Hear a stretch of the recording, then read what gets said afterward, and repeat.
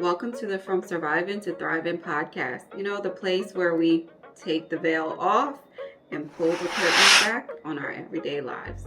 I'm your host, Jackie. In today's episode, we will be discussing a topic that is pretty hard for most people to speak on.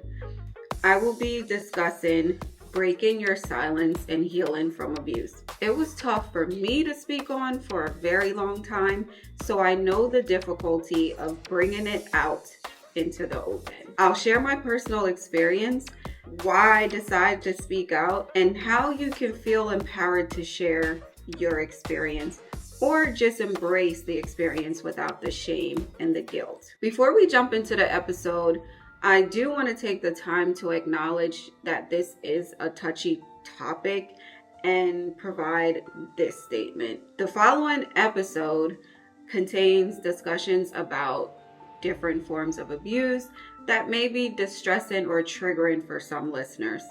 I acknowledge the sensitivity of these topics and I advise you to prioritize your well-being. If at any point you feel overwhelmed or triggered, please consider pausing or stopping the episode and seek some sort of support from trusted individuals or professional resources. If you yourself or someone you know has been affected by abuse, I encourage you to reach out to support network or helplines available in your area. Your safety and your mental health are of the utmost importance. So let's go ahead and tackle this topic head on. The first thing I want to touch on is, what does it mean when we say breaking your silence?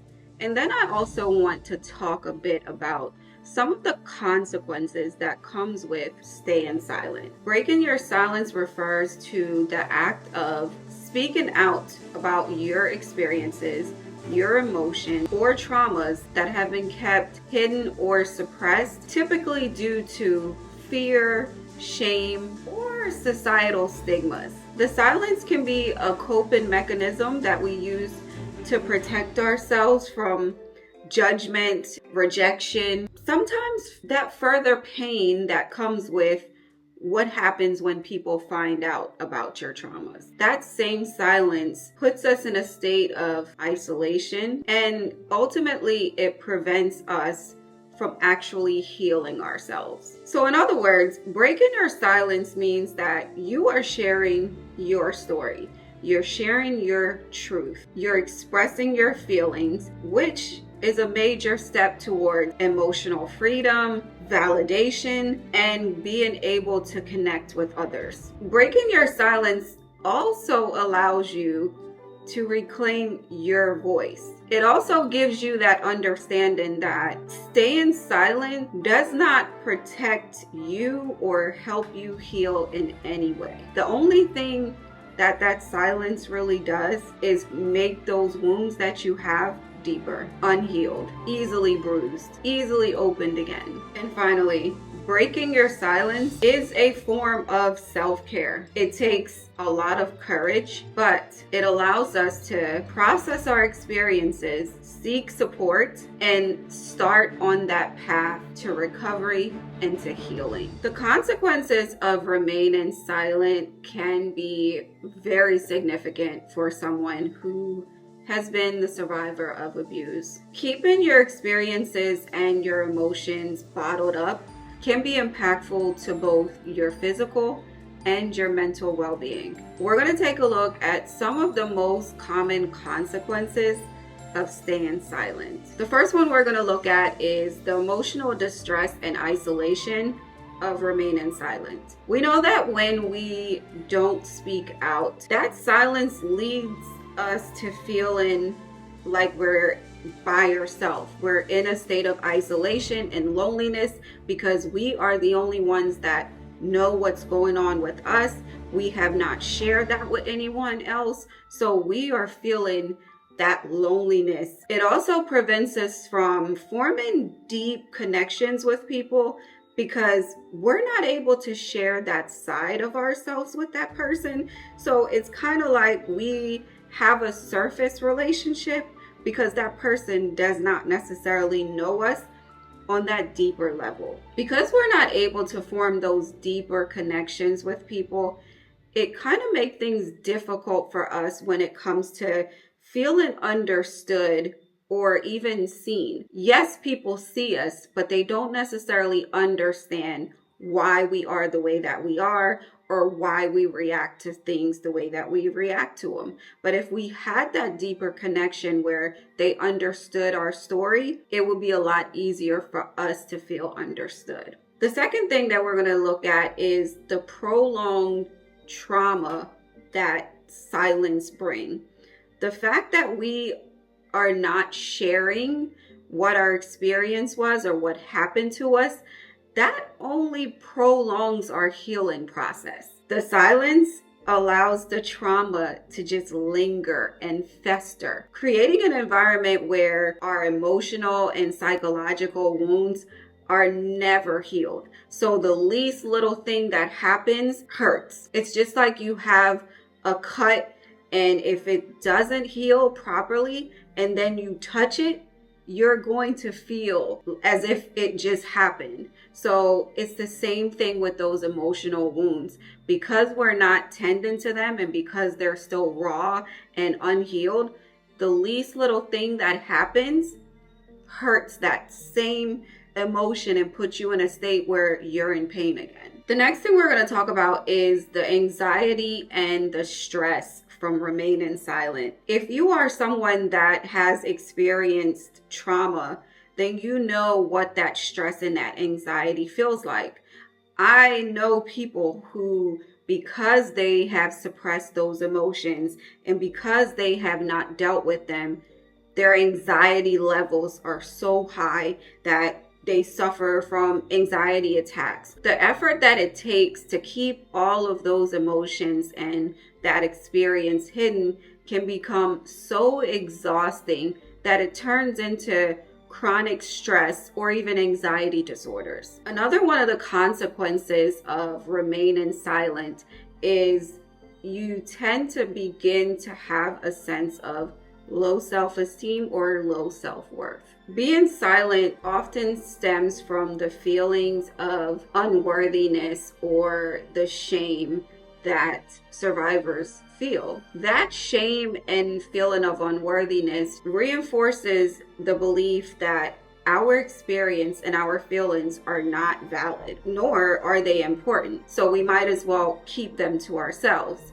This same belief oftentimes leads us to feel a sense of diminished self-esteem and a lack of confidence in our own selves. Another consequence of remaining silent is the fact that it's difficult to form meaningful relationships. Because such a big part of our emotional life is suppressed, it's hard to create meaningful relationships because there's always a protection barrier. Like, we have to protect this specific part of our life so we can never share that with the people that we want to openly create relationships with. In order to have meaningful connections with people, we have to be open and we have to be vulnerable. And when there's that lack of trust, that does not help the situation when it comes to being open or vulnerable. It does, however, create an environment where we do feel like the relationships that we have are superficial or very surface. No one is ever going to get close enough to really get to know us on a deeper level. Another consequence of silence is the increased risk of depression. That comes from the fact that we're suppressing some heavy, deep, dark secrets. And walking around with that weight, it will only lead to a worsened state of depression. Not being able to express those emotions and feelings are only going to make them continue to pile on and pile on and pile on to the point where it's so overwhelming it starts to consume you. Another consequence of remaining silent is the fact that you do not get the support and the resources that you need to help you begin your healing process. It's as simple as, if no one knows that something is wrong with you, they can't help you. So if we don't speak up about what is wrong, no one's going to know what to help us with. So like if you are sick and you don't go to the doctor to seek help, it's probably a higher risk that you're not going to get better unless you do something about it. It's the same thought process when it comes to holding on to these secrets. We won't be able to get the help and the support that we need unless we speak out about it. The final consequence that we'll take a look at is the suppressed emotions leading to outbursts. And that's simply meaning, because you've suppressed your emotions for so long and they've built up over time, things that should not trigger you in a way that you overreact triggers you, and you're overreacting. Most of the time, it doesn't necessarily have anything to do with the actual cause of why you're upset, but the fact that you already have all of this baggage over here that's festering, that emotional reaction to something that's pretty small is really a reaction to this that's weighing you down.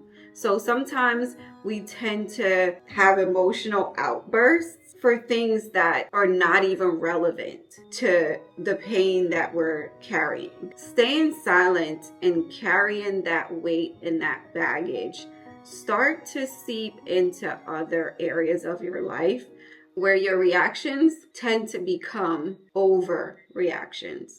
For many years, I remained silent to protect others. I took the burden of my experience and I hid it from the world. I wore masks to cover parts of me that I felt were unsavory. I personally embodied each of those consequences that I just mentioned. I shared those things to show that most times it's harder on us to continue to hold on in silence rather than to speak up and share our truth. Statistics show that 1 in 3 women globally has been the victim of some sort of physical or sexual violence in their lifetime, in comparison to men who have a 1 in 6 rate globally. So to put this in context, if you're in a room with your mother, your sister, and yourself being a woman, at minimum, and I say minimum, 1 out of the 3 of you would have been a victim of some sort of violation. If this is you and you are the survivor of abuse, I see you, I feel you, and I hear you. I use the term survivor mainly to show the state that I'm in when it comes to my trauma. In addition to the 1 in 3 rate globally, the rate of re-victimization for women is about 48%. So if we were to round up, that's almost half of all victims tend to be re-victimized at some point later on in their life. That's a staggering number that definitely is hard to wrap my mind around, but it does make perfect sense when we think about the silence and the way that an initial interaction with abuse affects a victim. It puts them in a state where re-victimization is possible. Before I even thought about doing this topic for my podcast, I was in my therapy sessions and thinking about my childhood and thinking about all the traumas that I had experienced. And I'm not even sure why this memory came back to me, because it's not something that I'd ever really thought about much over the years, but for whatever reason, it came back to my memory. But when I couldn't have been no more than maybe like 7, I remember going to one of my extended family members' house, which is in the community, and we were all sitting around in like a living room area. And while we were sitting there, like we were talking and playing, and it's like family members that are not like close family members. So they're not like my cousins, they're not my aunt's kids. It's like distant relatives of ours. And I remember us sitting in the room, and we were like in a circle. And this was an older female distant cousin. I remember her touching me inappropriately. And it only happened that instant, and I never went back over there. That one incident was enough for me to detach myself from even wanting to be in that person's presence. I never spoke about this incident ever to anyone until recently. I haven't even brought it up to my therapist because it was just something that was sitting dormant in my mind for so long. It was almost like I didn't think about it until it actually came back to me that day. So that was the very first time that I'd ever been in a situation where I was violated in that way at such a young age. And of course, the right thing to do would have been to tell someone, but I'm not even sure why at that age I didn't even think to say anything to someone. And again, this is a family member, so I know my grandparents probably wasn't thinking that anything was wrong. And I think that experience stayed with me still, even though it was tucked so far away in the back of my mind. It was still something that was present. Not until my tween into my early teenage years that I was re-exposed. Most people that know me know that I've always been like this pretty shy, reserved, introverted child, especially one that didn't feel like I really fit in to my household.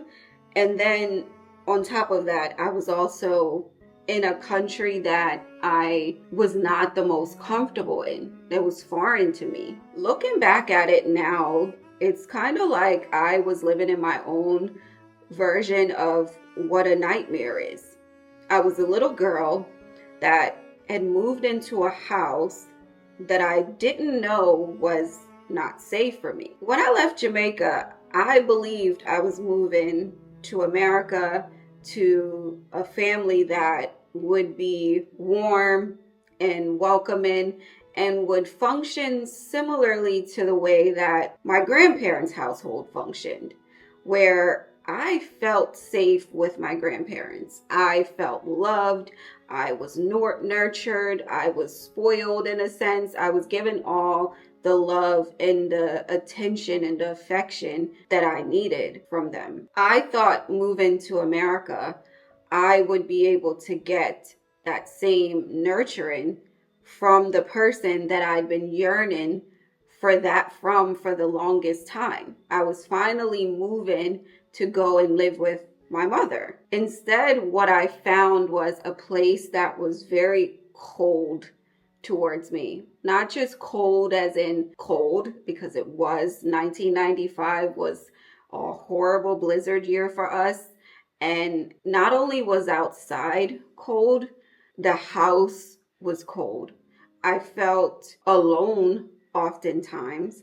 And if I didn't feel alone, I felt like I didn't belong in that household. At that point in time, I would say that the relationship that I had with my mother was really non-existent. If we said more than a few sentences to each other, that was a lot. We didn't really speak enough to build a relationship that a mother and a daughter should have.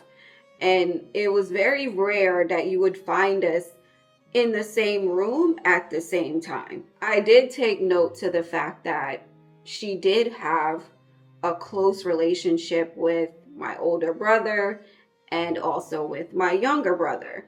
And that just made me feel like I was a girl, so maybe she preferred the boys more than she preferred the girls. And at the same time, my little sister was the baby, and she had what I would describe at the time as the epitome of a daddy-daughter relationship.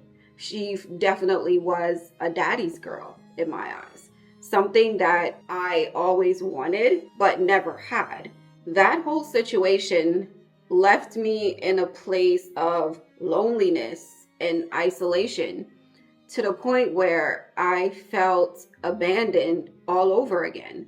It was what I would consider now as a space of emotional neglect. With the emotional neglect and abandonment from my mother, I felt like an outsider. Any bit of attention that I got was either negative attention or unwanted attention. I can't really remember or even pinpoint exactly when the unwanted attention started, but I do remember the uncomfortable taps on my butt or the inappropriate conversations about my body and why my body wasn't as developed as, say, one of my cousins who already had breasts and who already had a butt.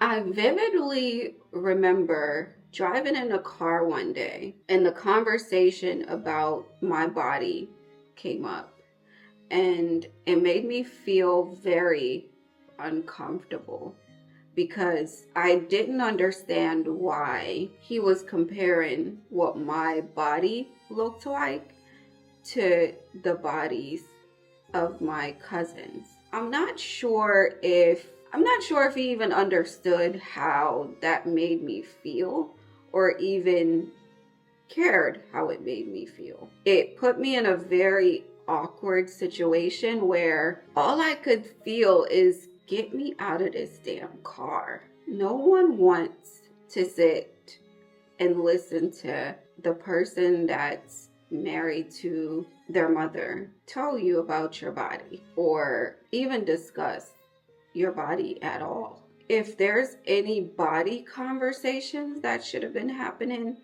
I definitely feel like it should have came from my mother, especially in the context of what my body looks like compared to my other family members. I know over time, like the older I got, the more things progressively got worse. It was to the point where I would have to fight my way or scratch my way or claw my way from under him. I'm not sure why he took pleasure in holding me down on a bed and kissing me and touching me inappropriately.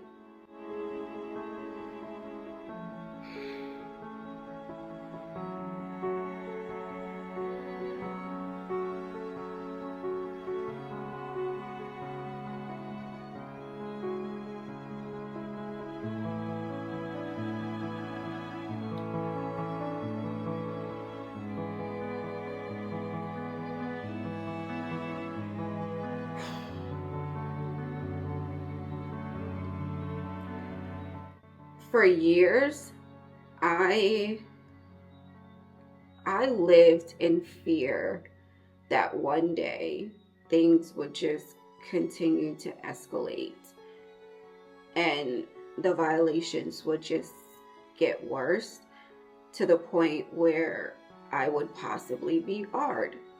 As I got older, that fear grew, because if I was between the ages of 11, 12, 13, 14, things was only going to get worse as I would get to 15, 16. The older I got, the more my fear grew. By the time I was in my teens, my mid-teens, I was starting to do whatever I needed to do to not be at home alone with this man. Fortunately for me at the time, I was in high school, and my mom had also finished college and was able to start working like a more predictable work schedule. But there were times when I knew she would not be home when I got home from school. And I did not want to be home unless she was there. So I started to participate in whatever after school activities there were, which was like student government. I started running track or whatever clubs they had at school. I was signed up for it just to make sure that by the time I got out of after school, somebody else would be home and I would not have to be home by myself with this man. For some reason, this was interpreted as like some sort of disrespect to my mother, that I was staying away from home and participating in after school activities. I remember, I know this sounds crazy, but I actually remember her writing a letter to the track coach and giving the letter to me to give to the track coach. Of course, I read the letter and I didn't give it to the coach because that would have prevented me from being able to stay after school and run or do something. And yes, I did not tell her that's what I was doing. Yes, I could understand the disrespect in there, but it was for a reason. That was me protecting myself, but at the same time, doing something positive to protect myself. I think that triggered my mom to get upset, and she ended up reading my journal. And I had one of those journals that I'm sure most of us that's my age have been to the Scholastic book fairs back then. They used to sell these cute little journal books for us with like, it was real colorful on the outside and it had a lock and a key that came with it. So I had one of those journals. But we all know that if you pull on it hard enough, it's going to open. The lock is not that great, but it's just the fact that it came with a lock and a key. And like most people that keep a journal, this is where, especially if you're an introvert, this is where you have a voice. This is where you put all of your grievances. This is where you talk about the crush that you have and on whoever and who did what in first and third period today. That is your outlet. That's where you put your thoughts and your feelings. So, of course, my journal was filled with all sorts of grievances, things that I was doing at school, and which boy I thought was cute, and Leonardo DiCaprio or whoever I thought was hot at that time. My journal was also filled with grievances towards him and how much disdain I had for him. I did not put in my journal all the things that he had done over the years that caused me to feel that way towards him. It was literally me saying how much I disliked him.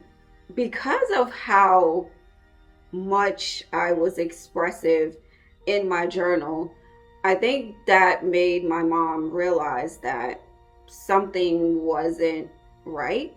Something was off. There's no way that I should have this much vitriol towards this person. Like, something had to happen. What's going on?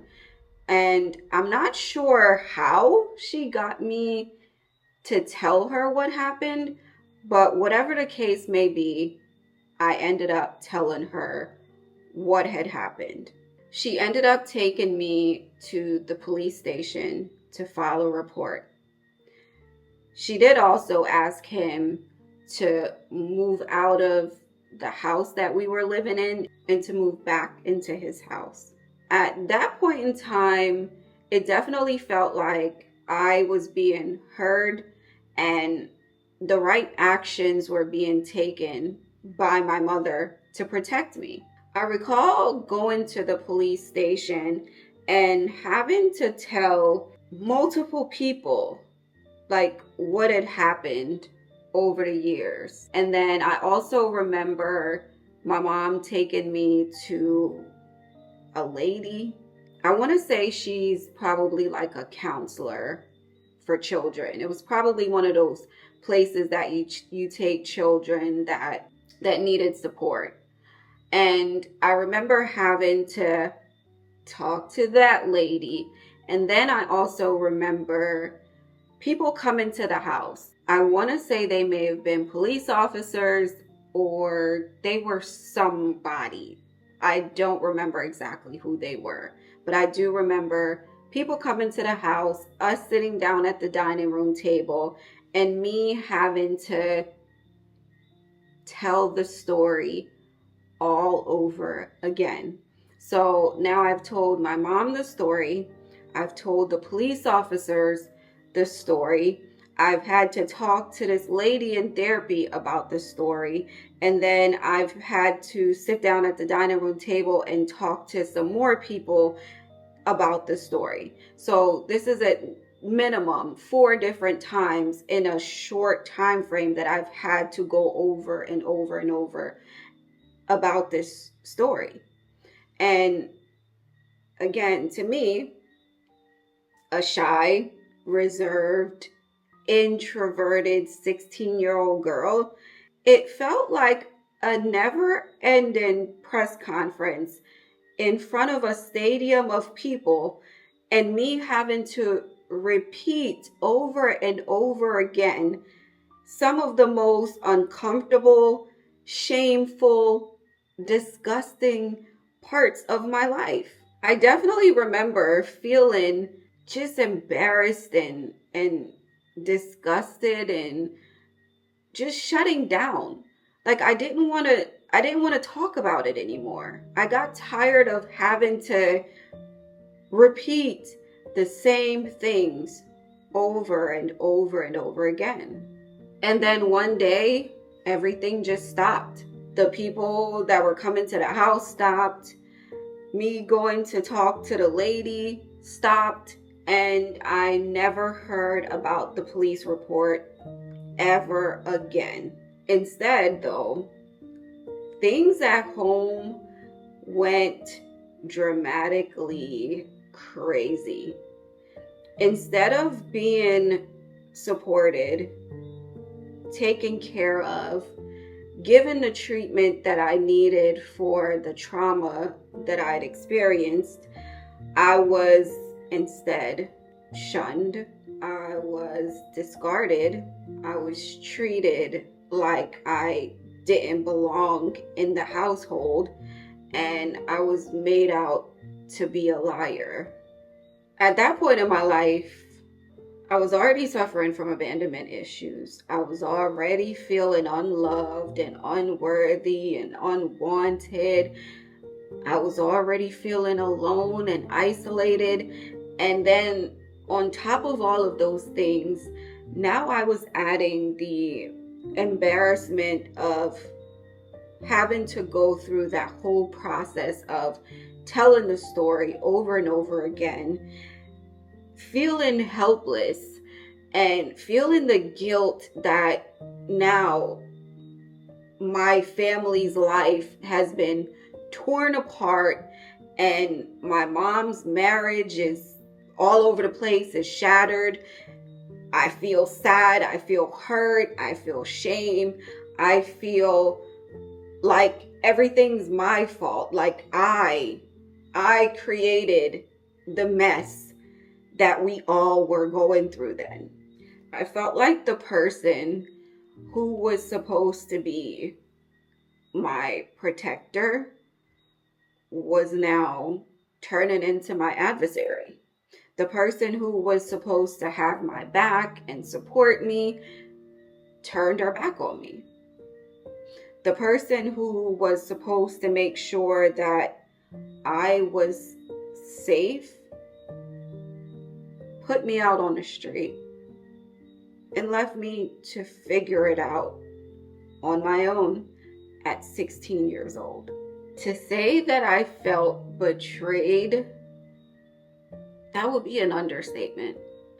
Not only was I betrayed by him, since he was supposed to be the father figure in the household, but I felt even more betrayed by her because she's my mother.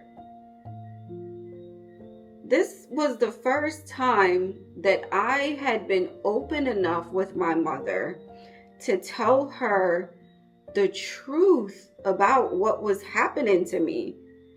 And instead of being pulled closer and given the support and the love and the care,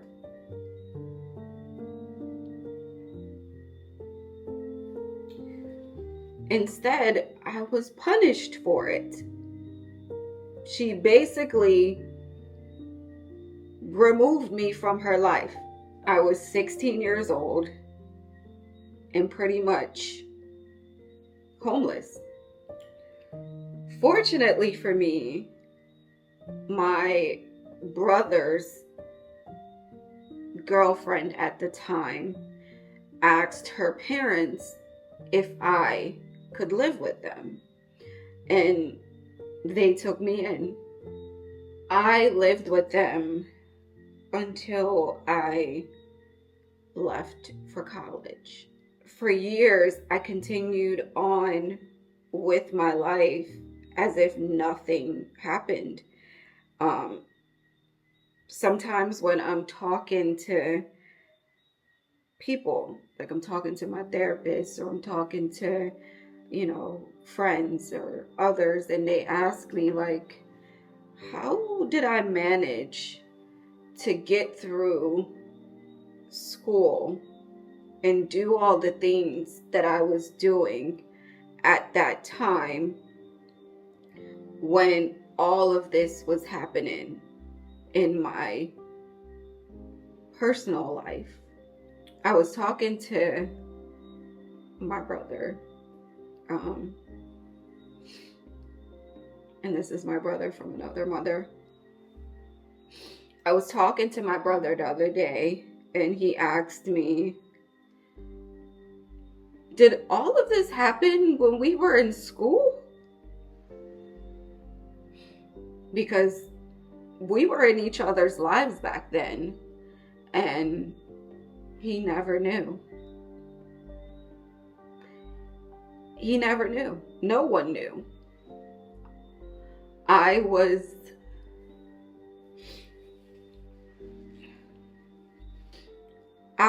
so good at masking my emotions and suppressing things that no one around me knew what was really happening to me at that time. If I didn't share it with someone, they would have never known, because I was able to just separate from everything that was associated with the abuse and what was going on at home with my mother.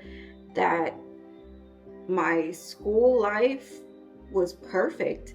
I was an athlete. I had good grades. I did well. I had a job. I had 2 jobs at one point while I was in high school, and no one knew that any of these things had happened or was happening. I was able to graduate from high school at the top of my class and got into college. And I must say that it's because I was blessed to have some of the most amazing support system around me. These people took care of me like no other.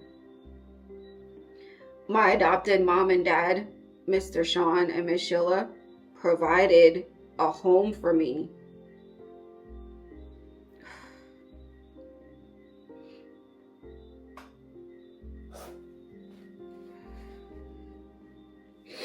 They could have easily had said no. They took me in and raised me as if I was one of their children. And to this day, I still look at them as my bonus parents. I had a lot of teachers that provided some very good guidance and support for me when I needed it. Even without knowing what my situation was, they were so helpful. And my track coach, Carmela, that was the big sister that I needed. And most of all, my shop teacher, Mr. Gears, that was my superhero for a very long time. For someone who doesn't even look like me, he made it a point to make me feel like I am his child. To this day, he's my dad. Our relationship extended way after high school. And like I said, he's a superhero for me. Without all of these people playing the roles in my life during those years, I am not sure how I would have gotten to the point that I did. Yes, I am a very resilient person. Yes, I am, the type of person that's going to work hard and push through whatever obstacles presented to me. But I know they made my life so much better, so much easier to go through. Their impact was immense on my life. And for that, I am beyond grateful to have had all of them step in when I needed them the most. Sometimes, especially this time around in therapy, I reflect on what that time was like for me. Sometimes I have to work really hard to get some of those memories back. But as bad as the violations were, I felt like the aftermath of what happened was even worse. I honestly don't know how I was able to just flip that switch and just turn off that part of my life in order to just continue on without falling apart. I honestly can only attribute it to me being able to master the art of emotional suppression and mental blocking, and having a great support system and having faith that things would always work out. And I'm sure someone, probably my grandparents, were in Jamaica sending prayers up for me. That's all I could think of that would have been able to get me through such a stage without me going in a total different direction. The sad part in all of this is that even though I was able to get through high school and get through college and even get a job and work in corporate America for all these years and hold all these titles and certifications and master all these things throughout my life, I didn't realize for years like how detrimental that past experience was to the way that I was living my life. It was detrimental to my relationships, my work life, and ultimately to myself. After breaking my silence to my mother, I lived like that for about 3 years with little to no contact with her. I also had no contact with him. There was no discussions as to what had happened from anyone. I also was not really in contact with a lot of my family members. It really felt like I was estranged from a lot of my family members. I do remember being away at school one day and I got a phone call from my mother, and this was not the norm. Seeing her call, it definitely made me answer. And at that point, she proceeded to tell me that she believed me, that what I had said happened all those years ago. At this point, it was about 3 years that had passed, but she had said that she believed that what I said happened actually happened. Apparently, something else was brought to her attention about him that had made it clear that this situation was not a one-off. So even though I felt great about the fact that, oh my gosh, finally she believed what I was saying to be true, in the same breath, it also felt horrible because it took something else to come up for me to actually be believed. So it almost felt like you didn't take my word for it, even though I'm your child and I told you the truth, you didn't believe me. It took something else happening before you actually believe that it did happen to me. To add insult to injury, she also mentioned in that same conversation that she did ask him in the past about the scratches that would be on his face and his hands and his back and his everything. And I'm not sure what response he gave her, but the fact that I explained what happened and you had some sort of questions about things that you saw on him, that kind of would have been a good way to corroborate what I was saying. But either way, I took it for what it was, and the fact that she said she believed at this point, I accepted that she believed me. End of part 1.